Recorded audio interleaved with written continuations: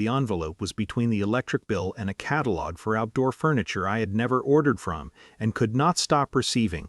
I stood at the mailbox in my coat. I had just gotten home, keys still in my hand, and looked at the return address. His attorney's office. I had known it was coming. We had been in that particular holding pattern for 4 months, the kind where everything is decided but nothing is final, where you share the technical status of married while living in completely separate arrangements of silence. I knew what it was. I put it on the counter and made coffee. I opened it standing up still in my coat, as though staying vertical and mobile would distribute the impact differently. The language was what legal language always is, precise, impersonal, the human wreckage of a 12-year marriage rendered in clause and subclause. I read it twice. The second time I was looking for something I can't name, some acknowledgement buried in the formal language that any of it had been real. There wasn't one. That's not what those documents are for. I folded it back along its creases and set it on the counter beside my coffee and stood there for a while, looking at nothing in particular. The appointment had been scheduled for weeks. A follow-up to a follow-up. The kind of thing you add to your calendar with mild background anxiety and then mostly forget about until the day arrives. I drove there in the early afternoon, parked in the structure on the 3rd level, went in, and did what was required. The doctor called 4 hours after I left. I was back in the structure, in my car, not yet having started the engine. I answered because I recognized the number, and because something in the back of my mind had been waiting without telling the rest of me. Her voice changed register about 45 seconds in, not dramatically, just the particular shift of a professional moving from preamble to the actual thing. I watched a concrete pillar in front of my car while she spoke. There was a water stain running down it in the shape of nothing.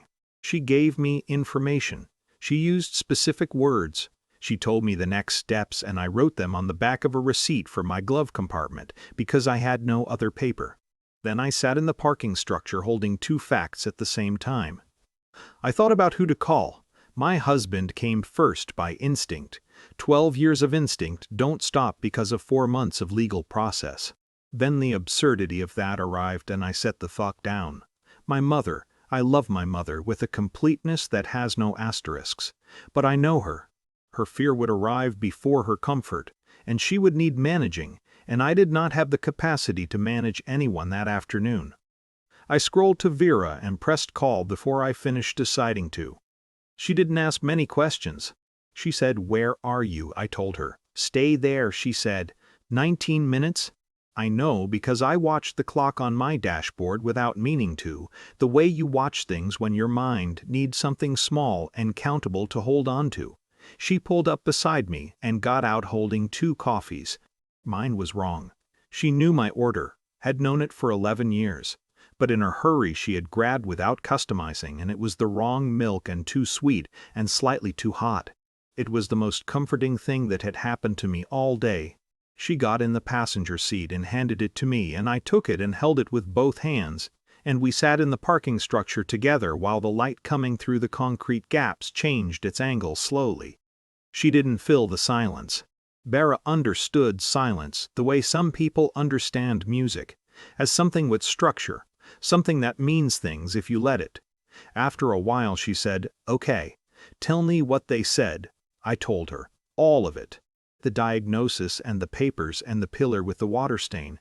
She listened without interrupting, which is rarer than it sounds. When I finished she said, "We'll figure out each part. Not it'll be okay, not you're so strong. Just we'll figure out each part." The plainness of it was everything. Weeks later at the treatment center, a nurse handed me intake paperwork, emergency contact. I printed my husband's name by reflex, then stopped, crossed it out, wrote Vera's name, her number, her relationship to me, friend. The nurse took the form without looking up. I sat with what I'd just done, what it closed, the 12 years of it, the instinct of it. And underneath that, something that was not relief exactly but was in the same family, a kind of accuracy. Finally being paperwork that told the truth, on a Tuesday in November. Not a milestone, just a Tuesday, I came home from treatment and found a container of soup on my porch. No note. Bera didn't knock because she knew I might be sleeping. I sat on the floor just inside my front door, back against the wall, and ate soup that had gone slightly cold. I was tired in the specific, layered way of someone whose body is fighting something. I was also, with a clarity I hadn't expected and couldn't have manufactured, exactly certain of where I was and who was in it with me. The soup was good. Outside, the street was quiet. I finished it and stayed on the floor a while longer because the floor was where I was, and that was enough.